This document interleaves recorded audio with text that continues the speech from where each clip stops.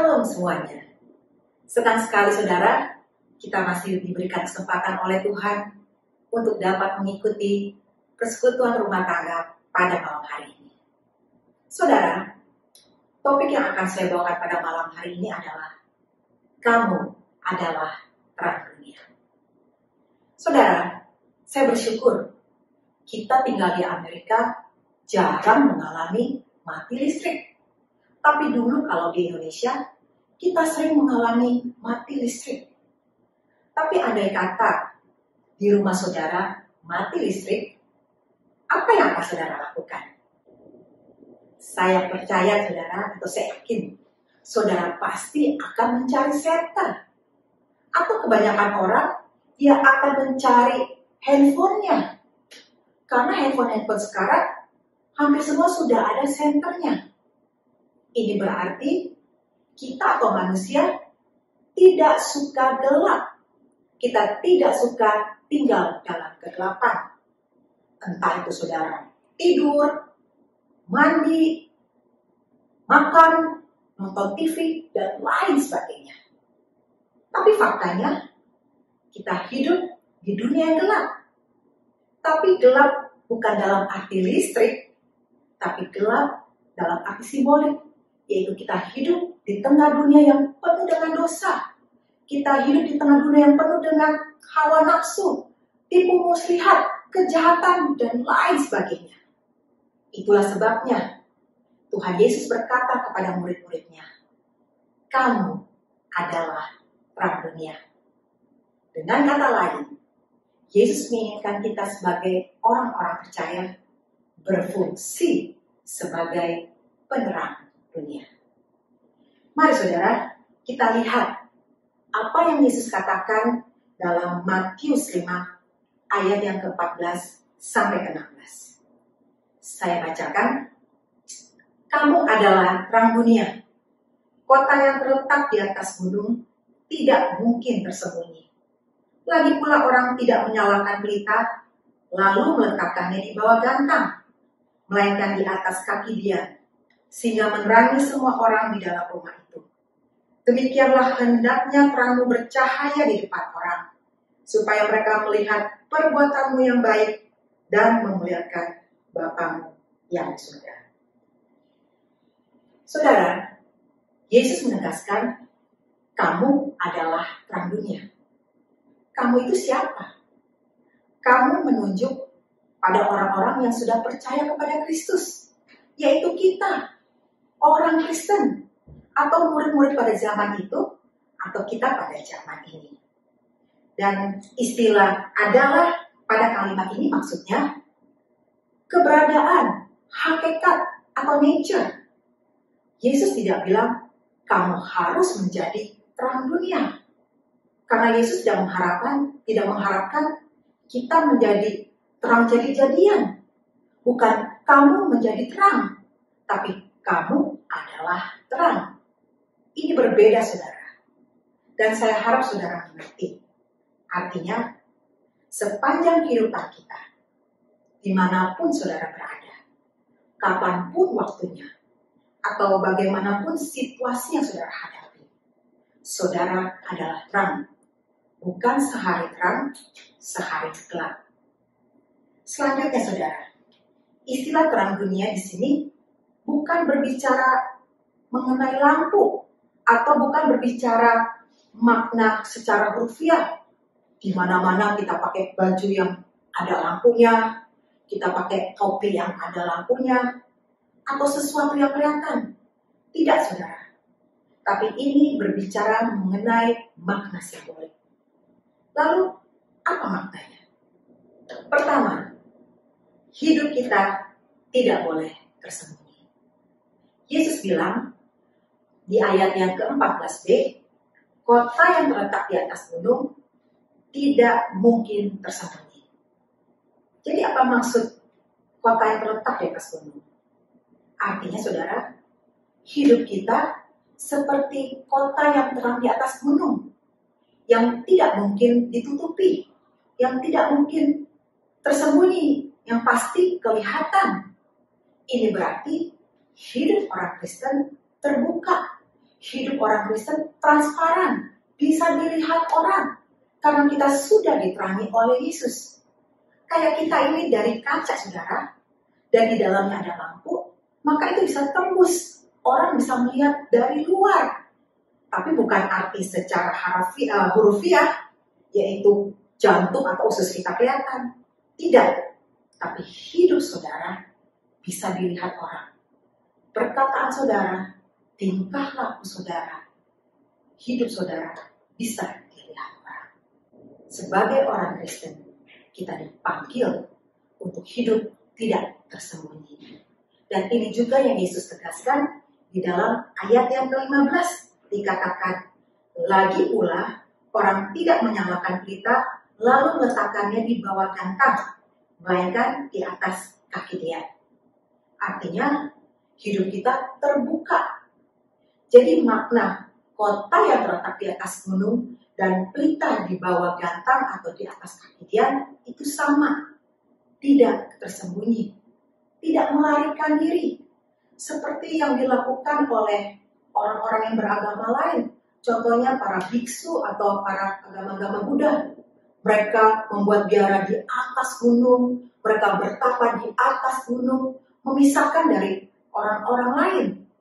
Tapi orang Kristen, kita dipanggil untuk membaur, untuk menyatu dengan orang lain.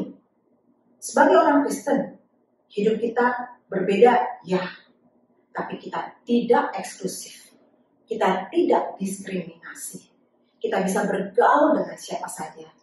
Hidup kita fleksibel. Ada seorang Kristen membuka usaha sebuah restoran. Lalu di depan restorannya, dia tulis diskon 10% untuk orang Kristen. Suatu hari, ada satu keluarga datang ke restoran itu. Ketika keluarga itu melihat sign-nya, dikatakan diskon, mendapatkan diskon, lalu akhirnya mereka order banyak sekali makanan. Tapi ketika bapaknya mau bayar di kasir, ternyata mereka tidak mendapatkan diskon. Lalu bapak ini marah banget. Sambil mengeluarkan dompetnya dan memperlihatkan KTP-nya yang menuliskan bahwa dia agamanya Kristen. Tapi pemilik restoran itu berkata, maaf ya Pak, apa Bapak benar-benar orang Kristen? Karena saya perhatikan dari tadi, sebelum makan, Bapak tidak berdoa. Dan selama di meja makan, saya perhatikan, Bapak ngomongnya kasar. Ada kata-kata yang jorok yang Bapak katakan. Mendengar itu, saudara, Bapak itu menjadi malu. Lihat, saudara, dunia memperhatikan kita. Bahkan hal-hal kecil pun mereka memperhatikan kita. Bagaimana dengan saudara? Apakah selama ini hidup saudara sebagai orang Kristen dapat dilihat orang atau tersembunyi? Yang kedua, makna dari terang dunia adalah hidup kita harus berdampak positif. Yesus bilang, orang tidak menyalakan pelita lalu meletakkannya di bawah gantang. Artinya, tidak di bawah ranjang, melainkan di atas kaki dia. Demikian juga dengan hidup kita. Artinya, saudara, kita ini harus memberi dampak baru bisa menerangi seluruh ruangan. Jadi saudara, orang Kristen itu harus memberi dampak positif. Bukan kita yang dipengaruhi, melainkan kita yang memberi pengaruh. Jadi kita itu kreatif, kita itu proaktif, kita itu dinamik. Contohnya, kita tidak menunggu kita dipengaruhi.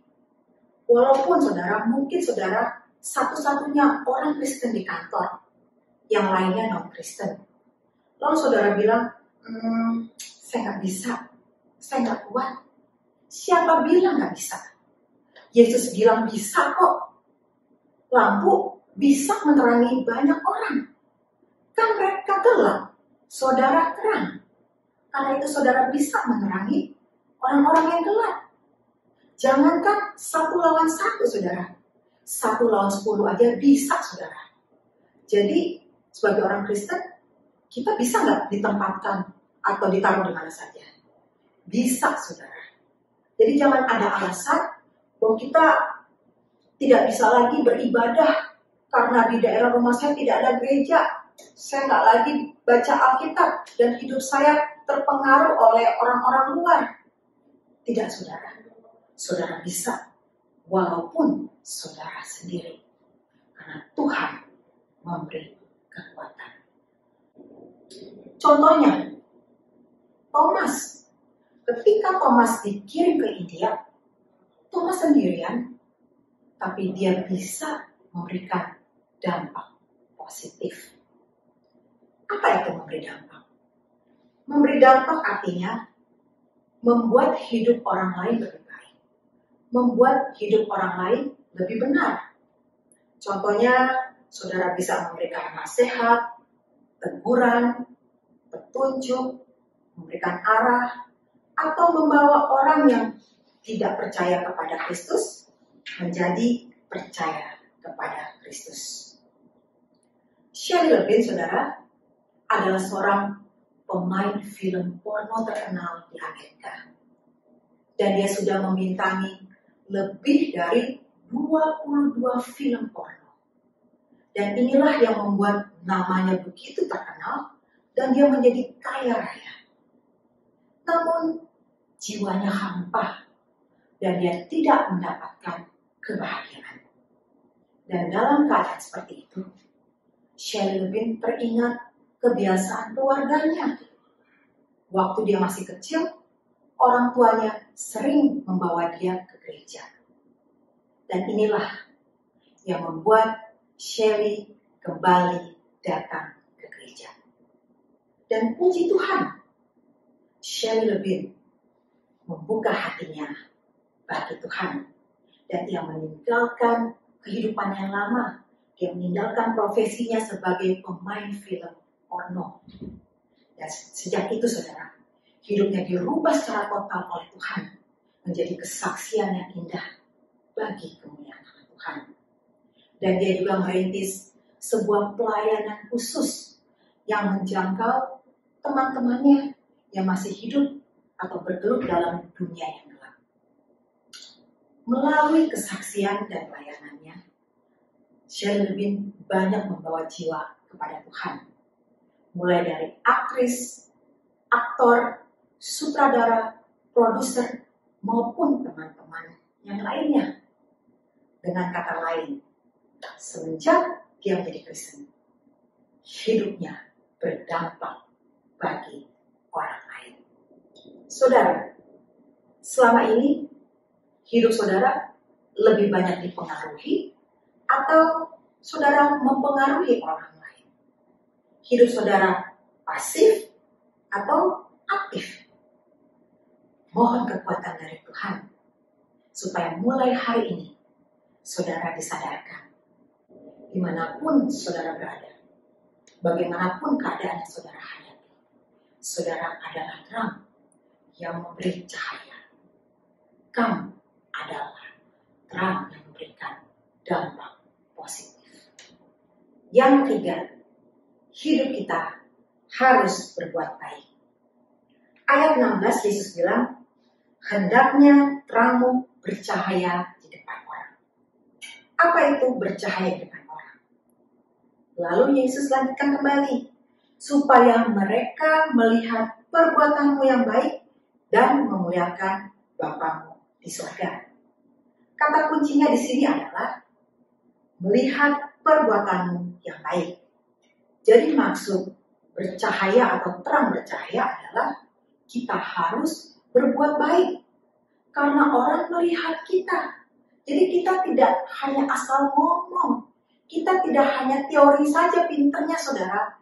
Tapi kita berbuat baik secara nyata, konkret, dan bisa dilihat atau dinikmati oleh orang. Jadi hidup kita di dunia, setelah kita diselamatkan, kita harus berbuat baik. Saudara, perbuatan baik itu bisa berupa uang, bisa berupa makanan, menolong orang lain, dan lain sebagainya. Orang dunia berbuat baik itu untuk apa? untuk jasa masuk ke surga. Karena mereka percaya setelah mereka meninggal, perbuatan mereka itu ditimbang. Kalau perbuatan baik mereka lebih banyak atau lebih banyak dari perbuatan jahat, mereka akan masuk surga. Tapi kalau perbuatan jahatnya lebih banyak, ya mereka masuk neraka. Dan ini berbeda dengan kita orang-orang Kristen. Kita berbuat baik karena apa? Karena kita sudah diselamatkan. Dan kita berbuat baik tujuannya supaya apa? Supaya Bapa dipermuliakan. Saya membaca sebuah cerita. Pada suatu hari, ada seorang mahasiswa yang bernama Catherine sedang mengantri makanan di sebuah restoran. Saat dia mengantri sambil melihat makanan yang akan dia order, tiba-tiba antrian di depan dan di belakangnya bubar. Waktu dia menoleh ke belakang, tepat di belakang dia ada 2 orang homeless yang memakai pakaian yang busuk dan baunya sangat menyengat. Dan salah satu dari homeless itu tersenyum kepada Catherine sambil menghitung koin yang ada di tangannya. Lalu Catherine mempersilakan kedua homeless itu untuk order makanan duluan. Dan ternyata saudara, kedua homeless ini hanya memesan 1 cangkir kopi. Karena hanya itu yang mereka sanggup untuk bayar. Dan ini membuat hati Catherine tersentuh. Lalu Catherine memesan 2 paket makan malam untuk kedua homeless itu. Sesudah pesanannya selesai, Catherine mengantarkan 2 paket makan malam itu ke meja 2 homeless itu. Dan ketika Catherine menaruh di atas meja, kedua homeless itu kaget. Dan salah satu bertanya kepada Catherine, "Mengapa kamu melakukan ini?" Lalu Catherine menjawab, "Karena saya orang Kristen. Dan Tuhan saya mengajarkan kepada saya bahwa saya harus berbuat baik kepada siapa saja. Tidak diskriminasi. Izinkan saya bertanya, apakah saudara sungguh terang dunia yang sudah menerima terang Kristus?" John Stott mengatakan, "Jangan bertanya mengapa dunia semakin gelap, tapi bertanyalah di manakah terangnya." Saudara adalah terang dunia. Seharusnya lah bercahaya menerangi dunia yang gelap. Amin, saudara. Mari kita ambil tekad hari ini untuk menjadi terang dunia yang tidak tersembunyi, berdampak positif bagi orang lain, dan terus berbuat baik. Mari kita berdoa. Terima kasih Tuhan untuk kebenaran firman-Mu yang kami pelajari pada malam hari ini. Sadarkan kami bahwa kami adalah terang dunia yang harus menerangi dunia yang gelap ini melalui perbuatan baik kami, melalui dampak yang kami berikan kepada orang-orang sekitar kami, dan hidup kami juga dapat dilihat oleh orang lain. Tolong kami Tuhan untuk menjadi pelaku-pelaku firman. Terpujilah Engkau Bapa. Di dalam nama Tuhan Yesus, kami berdoa dan mengucap syukur kepada Bapa di surga. Amin.